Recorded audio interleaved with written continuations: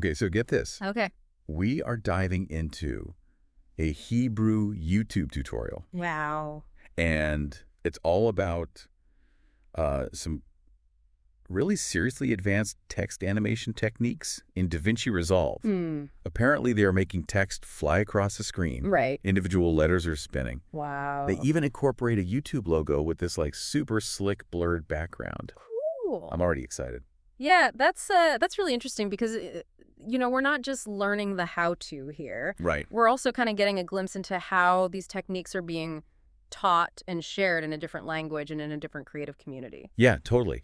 It really just highlights how universal visual language can be. Yeah. So, okay, they're using DaVinci Resolve's Fusion tab, right? Right. I've heard whispers about it being this crazy visual effects playground, Yeah. but I've never actually explored it myself. So Yeah. tell me more about that. So it's all built around these things called nodes. Yeah. And think of them like building blocks for your effects. So you create different nodes for things like text or effects and then connect them together, almost like a flow chart to define how everything interacts. So is it kind of like layers in Photoshop, but for motion graphics? That's a great analogy.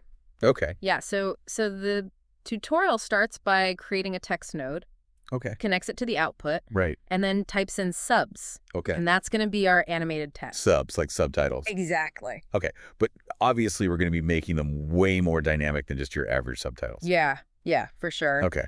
So they add this modifier called spline, which gives you individual control over each letter. And just to show what you can do with it. Right. They make the S big and the U small, just as an example. Okay, now we're talking. Yeah. That's cool, but how do they actually get the text moving?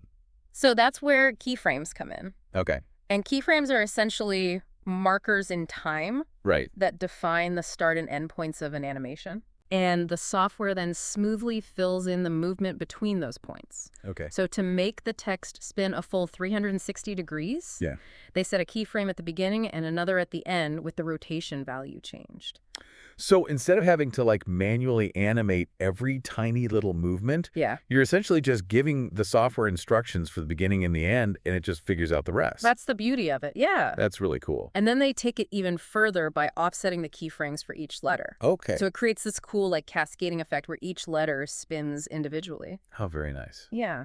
So now I'm no stranger to animation. Sure. And I know that just setting keyframes can sometimes lead to a bit of a jerky, unnatural motion. Right. So is there a way to smooth things out?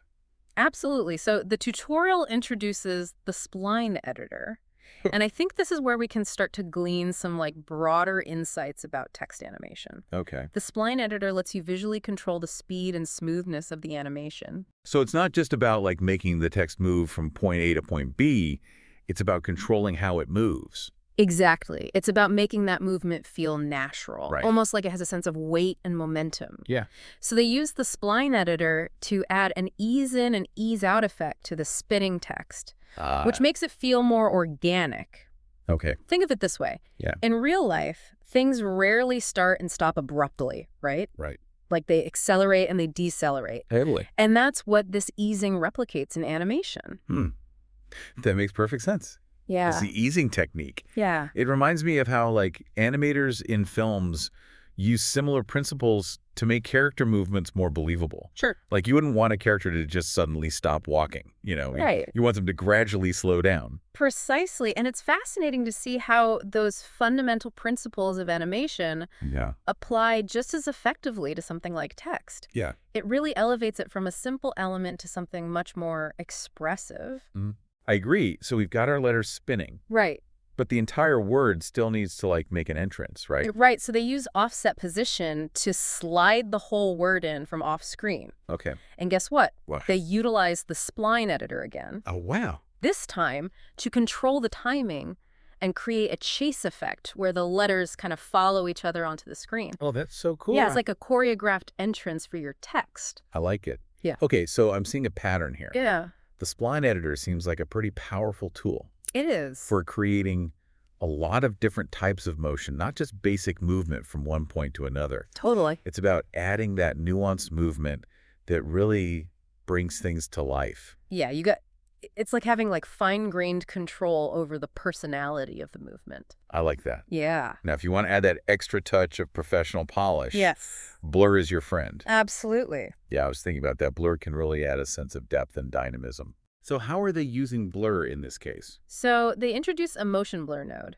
Okay. And instead of going through all the like technical settings, I think it's more helpful to just understand the broader concept here. Okay. So blur, when used effectively, can really enhance the sense of motion. Right. Especially when something's moving quickly.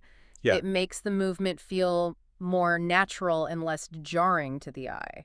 It's kind of like how in photography, like a blurred background can make your subject pop. Right, exactly. You're drawing more attention to the subject by blurring the background. Yeah.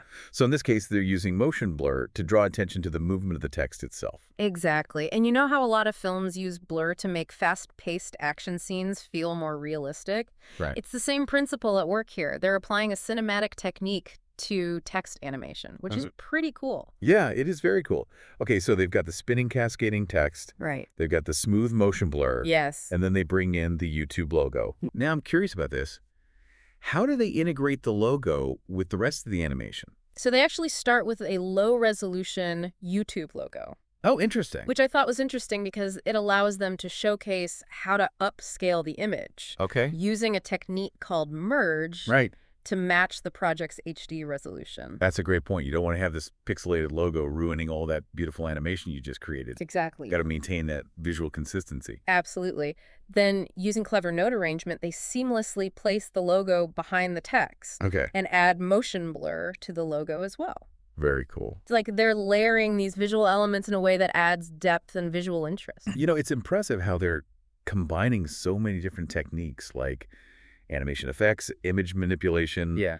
all within this node-based workflow in DaVinci Resolve. Uh-huh. It really speaks to the flexibility of the software. It really does. And honestly, it makes me want to dive in and start experimenting myself. Yeah, I know what you mean. What stands out to you so far? I think what's really grabbing my attention is how much thought goes into even like seemingly simple elements like text animation. Right. It's not just about making words move around. It's Yeah. about using motion and visual effects to enhance the overall impact Yeah. and like tell a story. Totally. I'm seeing text in a whole new light. I think that's a fantastic point. Thanks. What we're seeing here is the transformation of text from a static element to like a dynamic force in visual storytelling. Oh, I love that. Yeah, and I'm really excited to see where this deep dive takes us next. Me too. But first, we are going to take a quick break to gather our thoughts. Okay. We'll be right back with even more visual effects magic from this incredible tutorial. Sounds good. Don't go anywhere. Okay. All right, we are back. Yes. And ready to uncover even more text animation secrets from this Hebrew tutorial. Absolutely.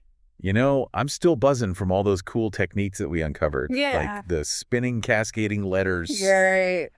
the motion blur, Yeah. the seamless YouTube logo integration. Uh-huh. It's amazing what you can do with just text and a few nodes in DaVinci Resolve. It's really a testament to how much creative potential is in even the simplest of elements. For sure. But we're only scratching the surface. Okay.